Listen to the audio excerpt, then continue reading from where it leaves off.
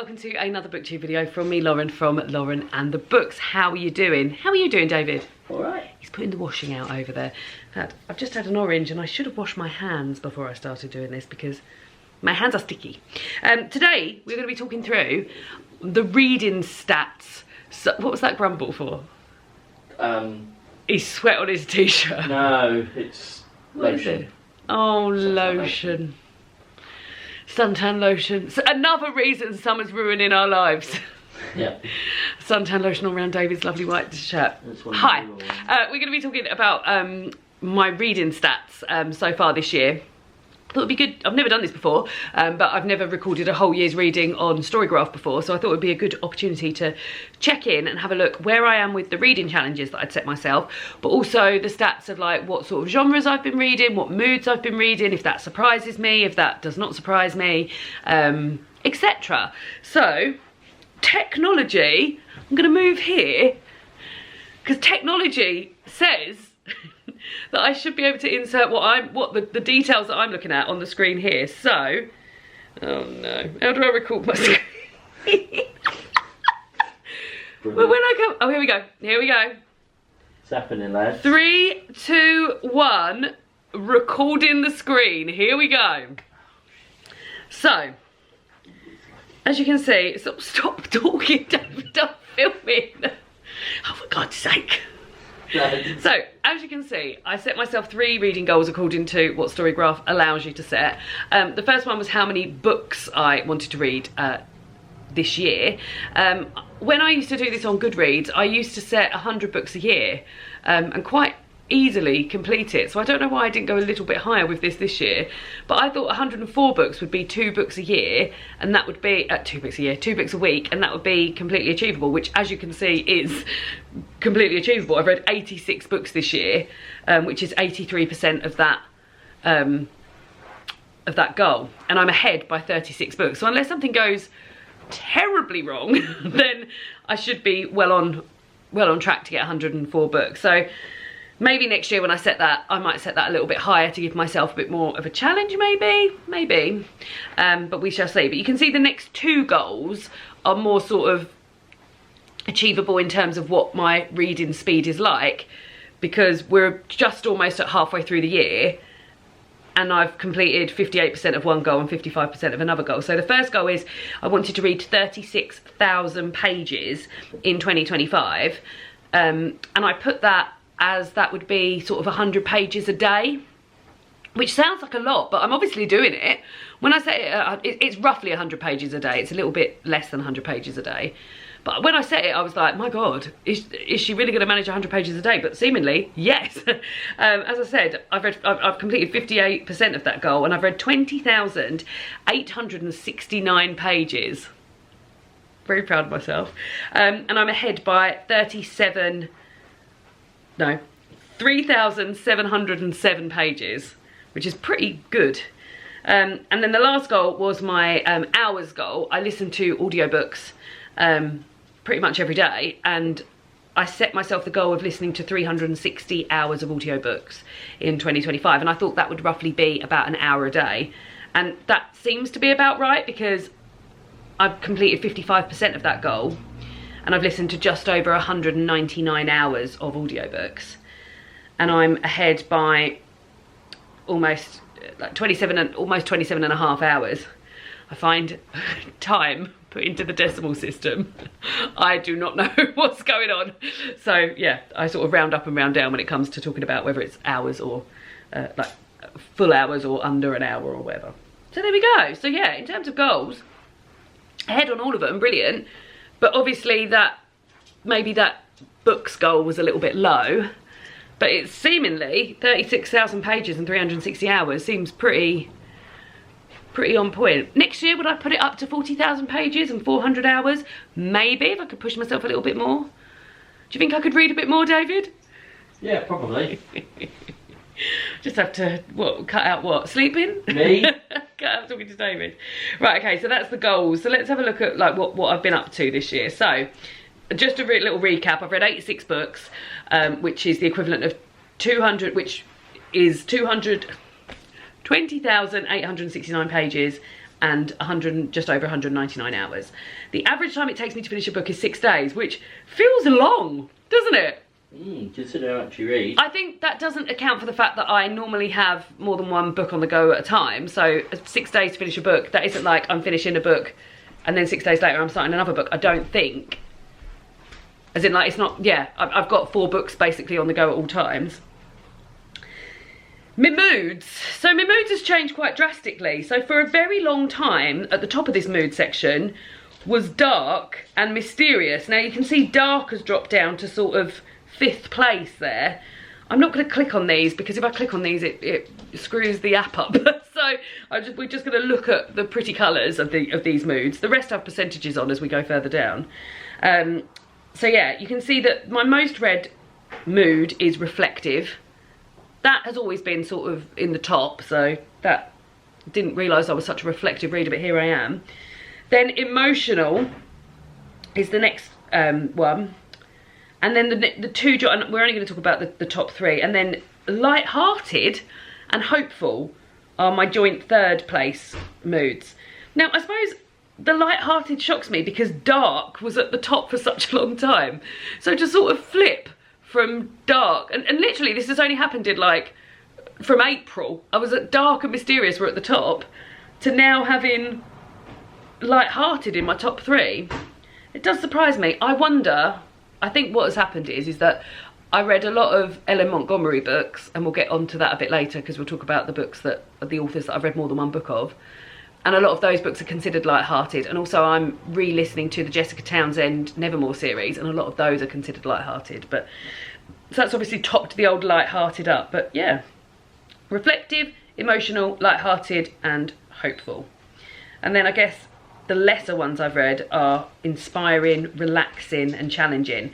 And I think that might just be down to, this is taken on the majority of what people say about the books. So it's not my views, or it's not what I've taken, it's not my, I think this book is relaxing, whatever. It's the majority of what, and I think maybe people are less likely to pick buzzwords such as relaxing and challenging, maybe. Again, this is the same sort of thing for pace. So what I might consider a fast-paced book, other people might consider a medium-paced book. And what I consider a slow-paced book, other people might consider a medium-paced book. So I think this almost feels a bit irrelevant, really, because I think medium is always going to win out. Because if people are like, oh, was that fast, was that slow? I'll put medium. So yeah, I feel like this is a bit irrelevant to me. So if I could get rid of the stats, I probably wouldn't bother with that. Next up is page number and how many books and what big books and things I've read. So 50%, so the majority of my reading, 50% of my reading has been between 300 and 499 pages. Then 47% of my reading has been less than 300 pages. And then 3% of my reading has been 500 pages plus. That doesn't surprise me. I don't feel like I am a big book reader. I've got a couple of big books coming up actually that I want to read over the summer. I've mentioned those in my summer TBR, if you'd be so inclined to go and check that out. But yeah, this hasn't surprised me at all. Audiobook length, the majority of the audiobooks I listen to, 65% of them have been between 8 hours and 15 hours and 59 minutes. 30% of my audiobook listening has been less than 8 hours, and 5% has been 16 hours plus. I've just got a message come through from Philippa. Hello. From the All About the Archers podcast. Yeah, that also doesn't surprise me. I'm not one to listen to long audiobooks. Not in a like, I wouldn't listen to the long audiobooks, but I think they're sort of, the genres that they cover are normally sort of epic fantasy and stuff that I don't always listen to. This I would like to make some changes on. So this is my fiction and non-fiction, how many books I've read of each, and 78% of my reading has been fiction and 22% has been non-fiction. Now for quite some time they were 50-50 up until maybe end of March, especially when the Women's Prize for Non-Fiction came out. I was reading a lot of those. So I'd like to get that, achievably this year, I'd like to get that 30-70. I really like reading non-fiction, but it has to be sort of a narrative non-fiction, and memoirs are my bag. So yeah, I am actually I'm listening, no I'm not, I'm reading on my e-reader a non-fiction book at the moment. So yeah, we'll keep chipping at that, and then at the end of the year we'll see if we can get to 30%. I wonder if I'll be watching this at the end of the year for the recap. If I am, hi, it's hot. Then we have a look at the little genres. This is quite big, as you can see. So my most read genres are literary fiction, not a surprise, contemporary, and then joint third place is middle grade and classics. And I think that is, again, going back to the L.M. Montgomery and the Jessica Townsend books I've been reading, and also I read a lot of I've read 5 Jacqueline Wilson books as well. That's where that's coming into. So the sort of little reading projects I've set myself, L.M. Montgomery May that I was doing, and I reread all of the Girls in Love series one weekend, that has then reflected in my sort of middle grade section there, and YA, which is a little bit further down. But yeah, literary doesn't surprise me. I did think historical might have been up a little bit more. Classics, again, they'll be because of the L.M. Montgomery. So I think this could all, I think literary will always be number 1, but I think as the year goes on, we could see a change in my 2nd place and 3rd place of these. We shall see. Lesser books that I've read, lesser genres I've read have been poetry, feminism, music. And again, I think this is a categorising issue rather than, I haven't read books about feminism, because there's definitely feminism aspects in a lot of what I read, but maybe not a specific book about feminism. Yeah. Then we've got the format. So the majority of my reading has been done in print, 53%. This all sort of does make sense to me, because every week my reading, I tend to read a book that I own, a library book, an e-reader book, and an audiobook. So the fact that this is all sort of roughly 25% per of those, that does make a lot of sense to me. And also it shows that maybe I am reading about 4 books a week if I'm sticking to this. So yeah, 53% in print and then 23% in digital and audio. So well done me. Then we've got the most read authors. And like I said, L.M. Montgomery, she's appearing on there. Anne of Green Gables series, I've read 3 of those books. I've read 2 of the Emily of New Moon, that's another series. And I'll probably finish those books a bit later on. I've got 3 more in the Anne of Green Gables series, which I'd like to finish. I've got 1 more in the Emily of New Moon series. And I also read The Blue Castle, which is a standalone novel. So I imagine L.M. Montgomery will probably be my most read author of the year. Like I said, I did a weekend project where I read all of the Jacqueline Wilson books, all of the Jacqueline Wilson Girls in Love books. There were 5 of those, 4 including the new one. And then something else that Jacqueline Wilson doing is this year is bringing out an adult version of a book of hers called The Illustrated Mum. So that was a book that I read when I was younger. I don't know how much younger, it feels like a sort of newer one of Jacqueline Wilson's, but hey, I am 40 next year. And then she's bringing out an adult sequel to that. So I'll probably read a couple more Jacqueline Wilson books this year. However, I didn't enjoy the adult sequel to the Girls in Love series. I didn't feel like the characters were what they were when they were in the children's book, so there we go. Jessica Townsend, like I said, the new Nevermore book came out. I'm listening to it now, and I wanted to listen to the 3 books because it had been such a long time, like 3 or 4 years since I'd last listened to them.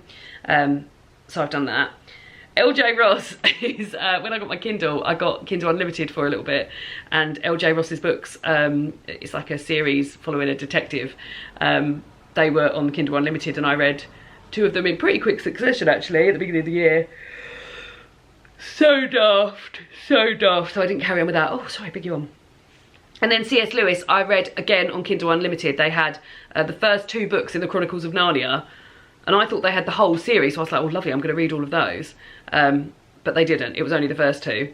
But I have bought The Horse and His Boy, so maybe I'll read The Horse and His Boy and then see if I want to carry on with the series. But yeah, we shall see if any other authors appear on here, books of authors of who I've read more than one of their books in a year. All my books I've read have been in English, and that makes sense because I only speak English, so there we go. This is a bit more difficult to look at actually, when it's like this. But again, it's showing like my best reading months and what I've been doing. So my best reading month looks to be April. However, January I read the most amount of books, didn't I? No, I read the most pages in January.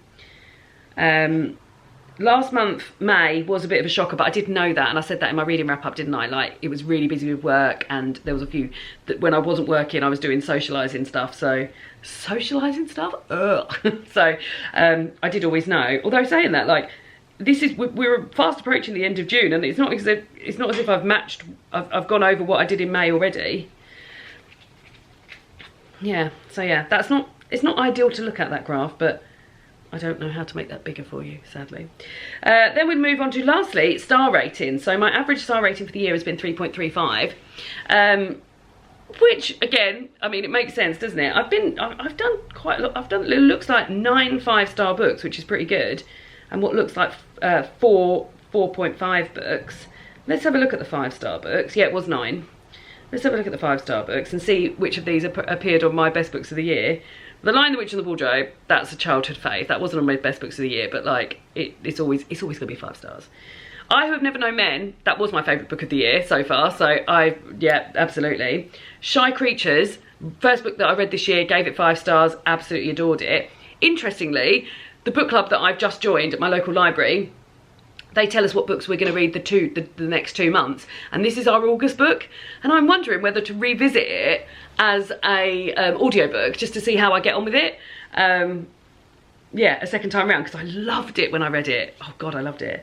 Owning It, that also appeared in my best books of the year so far. Half-Assed Human by Lena Norms, that appeared as well. Anne of Green Gables didn't, because it's a reread, so I don't put rereads in my best books of the year. But yeah, 5 star for sure. The rest of the series not so much though. Nesting, yes, 5 stars. Love that book. The Christmas Chronicles by Nigel Slater. This, although it's a Christmas book and I've already read it this year, it chronicles like the run up to and after Christmas, and it's like Nigel Slater's little diary entries, and it actually finishes in February, and this is the first time I've ever read it to the end by reading it on the days that they're supposed to be read. So yeah, it's a 5 star. It was a 5 star the first, like, every time I've read it, and it's appeared in my best books before. Orbital did not appear, well, it did, it came as one of my honourable mentions, didn't it? It didn't appear in the actual top 10, but there we go, so I'm happy with that. And let's just have a look at the old shitters I've given 1.5 stars. Dreaming the Eagle, that was the long audiobook that I listened to, and I've just got to pack it in because I'm not an epic fantasy girl, and every so often I'll hear a booktuber who is an epic fantasy girl talk about it and say how much they love this book, and I'll think, yeah, I want to read that. They really enjoyed that. I want to read that, knowing that I don't enjoy epic fantasy. And yeah, I mean, I persevered with it. 23 hours and 23 minutes. Wow. Oh, The Sirens, that was disappointing, by Amelia Hart. I didn't enjoy that at all. I really enjoyed Amelia Hart's other book, which name has escaped me now. And that was like a witchy book, and this was just not good. The writing was quite poor. Yeah, there we go, Sycamore Gap. That was the second in the DCI O'Brien books by LJ Ross that made me think, nah, it's just loads of like daft situations whereby women are putting themselves in danger purely to get saved by men, and oh, it was just bleh. Somewhere Else, oh, these two, we can lump these two together. These were both in the Women's Prize for Fiction long list, and I did not enjoy either of them. Somewhere Else, I really wasn't sure what was going on a lot of the time. I listened to it on audio, and Crooked Seeds made me feel really grotty. There was a lot of like effluviance going on. So there we go. Yeah, I'll pause this now, stop recording, yes. Great, it's been saved in my photos. Let's see if we can get it up there. So yeah, those are my reading stats for the year. Do let me know if you set yourself any reading goals. Let me know if you're achieving them, how many books you plan to read for the year. Are you on Storygraph? I am. I'm Lauren on the books over there if you'd like to come and follow me. And I'll see you all again soon for another picture video. Goodbye!